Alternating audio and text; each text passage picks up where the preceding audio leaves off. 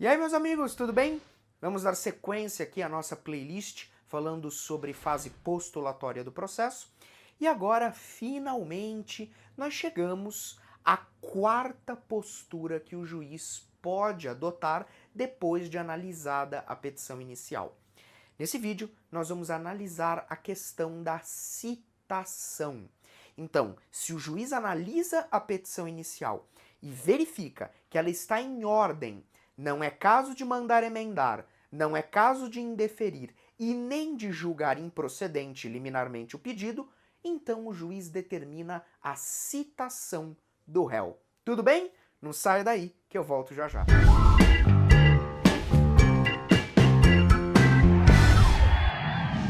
Muito bem, então nos vídeos anteriores nós estudamos a emenda da inicial, o indeferimento da petição inicial e a improcedência liminar do pedido.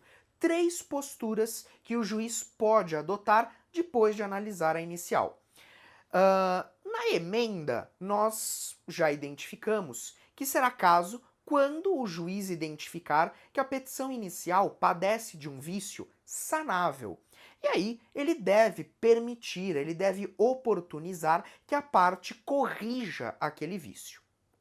No caso do indeferimento, o vício da petição inicial é insanável, então não dá para corrigir. Não resta outra alternativa senão indeferir a petição inicial e extinguir o processo sem análise do mérito. E a terceira postura que nós vimos no vídeo passado é a improcedência liminar. São aqueles casos relacionados ao sistema de precedentes dos tribunais que nós estudamos, ou então nos casos de prescrição e decadência. Tudo bem? Agora, nessa quarta postura, o juiz ele vai mandar citar o réu. E a partir do ato de citação, a relação processual estará formada, estará completa. Porque veja, nós sabemos que o processo ele é composto essencialmente dos sujeitos juiz, autor e réu. Numa composição processual básica, são os grandes protagonistas que nós temos, pelo menos no processo civil. O que acontece é que o processo só se torna perfeito com a citação. E a citação é o ato processual que permite o exercício, que permite a materialização da ampla defesa e do contraditório, que são princípios constitucionais do processo. Tudo bem? Então a citação, ela tem uma dupla finalidade. Porque, primeiro, a citação serve para dar ao réu ciência, conhecimento da existência de um processo contra ele. E segundo, né, a citação chama o réu para participar do processo. Com o novo Código de Processo Civil, nós tivemos uma alteração. Porque o réu, ele não é mais citado para se defender imediatamente. Em regra, pelo menos no procedimento comum, que é o que nós estamos estudando, o réu é citado para participar da audiência de conciliação e mediação. Claro, essa audiência nem sempre vai acontecer. Nós vamos falar dela um pouco melhor nos vídeos seguintes. Mas, em regra, no procedimento comum, o réu é citado para participar da audiência de conciliação e mediação. Tudo bem? Então essa é a dupla finalidade da citação. Professor, você poderia fornecer um conceito de citação? Melhor do que a doutrina fornecer um conceito, é o próprio Código de Processo Civil que nos fez o favor de conceituar a citação. Então, para trazer para vocês o melhor conceito de citação, vamos ao Código.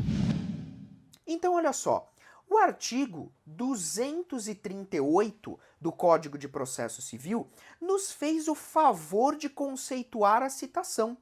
Diz ele, citação é o ato pelo qual são convocados o réu, o executado ou o interessado para integrar a relação processual. Então veja só que coisa interessante, né? Que coisa peculiar. Você percebe, por essa rápida leitura do artigo 238, que às vezes não é só o réu que vai ser citado, né? Nós temos aí o executado, notadamente, né, naqueles processos de execução, quando, por exemplo, nós temos aí uma ação de execução, né, a execução por título extrajudicial, nós vamos ter a citação do executado, ou então um interessado, né, uma pessoa interessada que de alguma forma vai ser atingida pelos efeitos do processo, essa pessoa também é citada. Repare, para integrar a relação processual. Então, o que acontece se nós nos recordarmos de um esquema que nós trabalhamos já há um tempo atrás, quando nós analisamos a teoria da triangularização processual?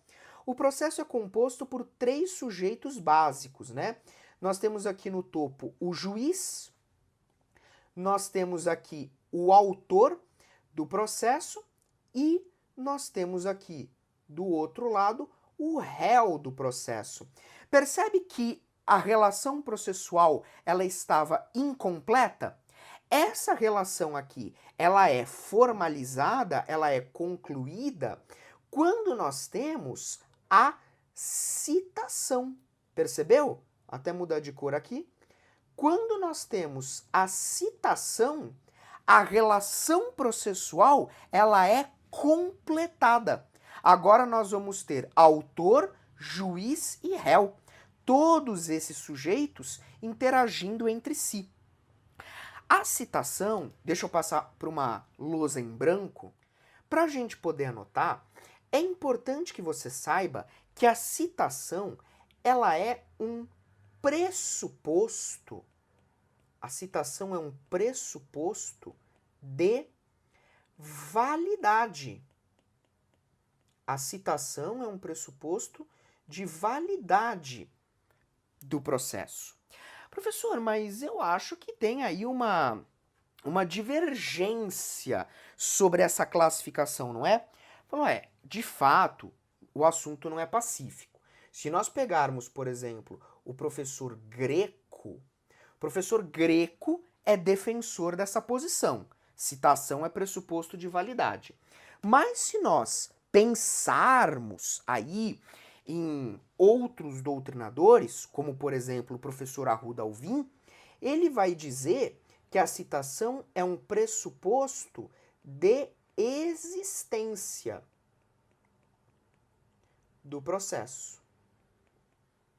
Pressuposto de existência. Essa aqui é a posição de Arruda Alvim.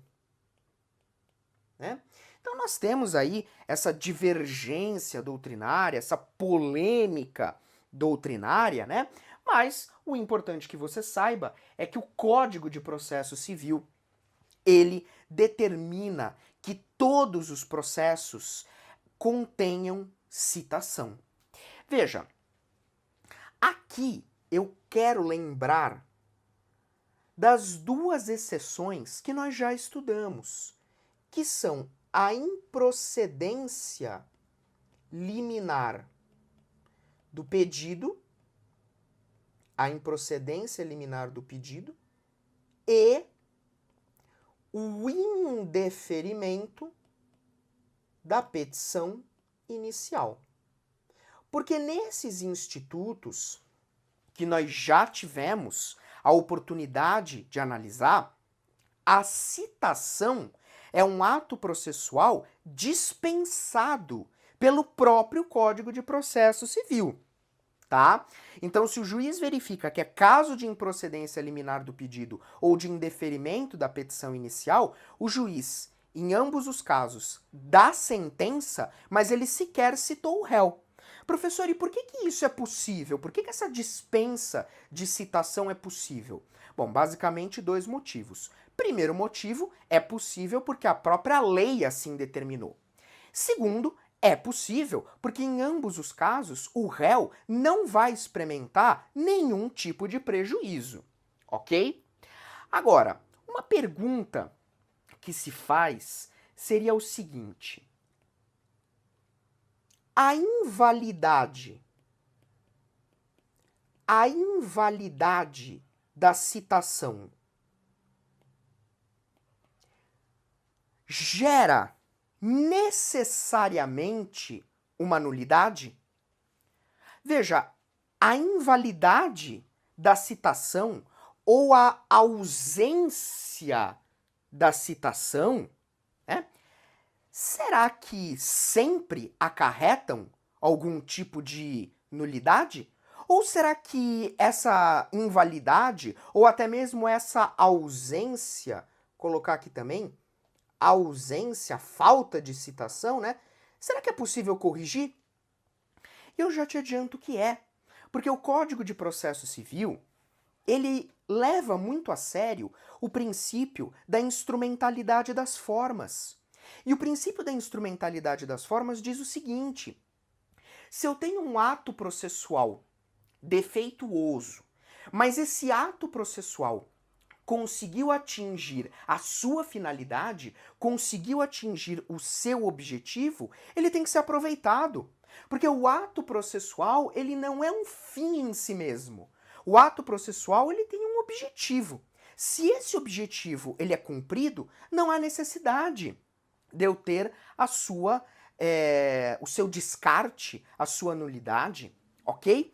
Por isso que é plenamente possível que o comparecimento espontâneo,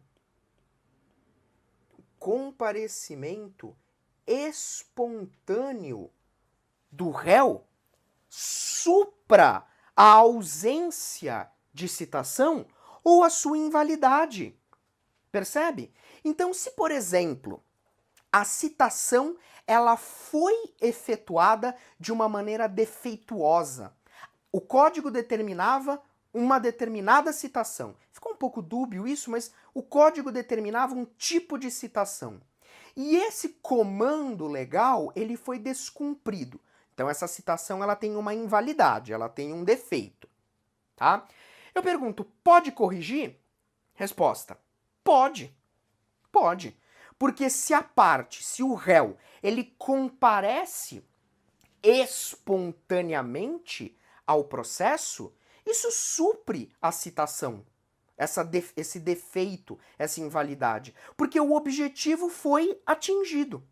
Ora, se eu tenho a citação como um dos grandes propósitos, né, de trazer o réu para dentro do processo, se ela foi realizada com um determinado defeito, mas ainda assim o réu tomou ciência do processo e veio para dentro do processo, compareceu espontaneamente, eu pergunto, por que determinar a nulidade desse ato processual se ele por si só atingiu a sua finalidade, ainda que defeituoso?